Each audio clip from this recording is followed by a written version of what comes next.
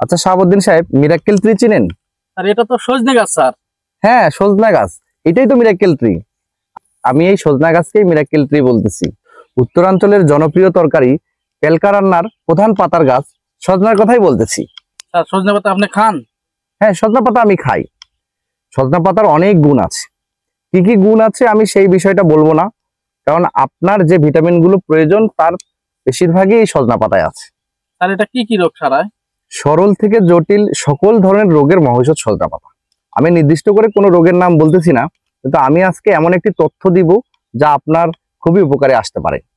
আমার বলার বিষয় হলো, আপনি বা আপনার পরিচিত কেউ প্রায় তুচ্ছ কারণে বা অকারণে মেজাজ হারাচ্ছেন বা রাগান্বিত হয়ে পড়তেছেন, অথবা চঞ্চল দুরন্ত ছোট বাচ্চা থাকে, এই দুই ধরনের মানুষের জন্যই সজনা পাতার ব্যাপক কার্যকারিতা রয়েছে। একটা অলৌকিক ক্ষমতা আছে এটাকে নিয়ন্ত্রণে রাখার। সজনা পাতা মাথার নিউরনের বা স্নায়বিক কার্যকারিতা বৃদ্ধি করে এবং মস্তিষ্কে সেরোটোনিন, ডোপামিন ও নোরাড্রেনালিনের মতো নিউরোট্রান্সমিটারের উৎপাদন বাড়ায়।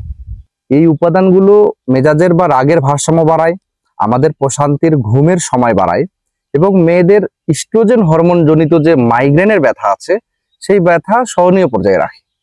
তো সজনা পাতার এই অলৌকিক ক্ষমতা আমাদের দৈনন্দিন জীবনে নীরবে ব্যাপক ভূমিকা রেখে যাচ্ছে, এবং এই সজনা পাতা গ্রামাঞ্চলের লোকেরা শহরাঞ্চলের লোকদের চেয়ে খেতে বেশি অভ্যস্ত। সে কারণে গ্রামাঞ্চলের লোকেরা সুস্থ ও স্বাভাবিক জীবনযাপন করতে পারে। ধন্যবাদ।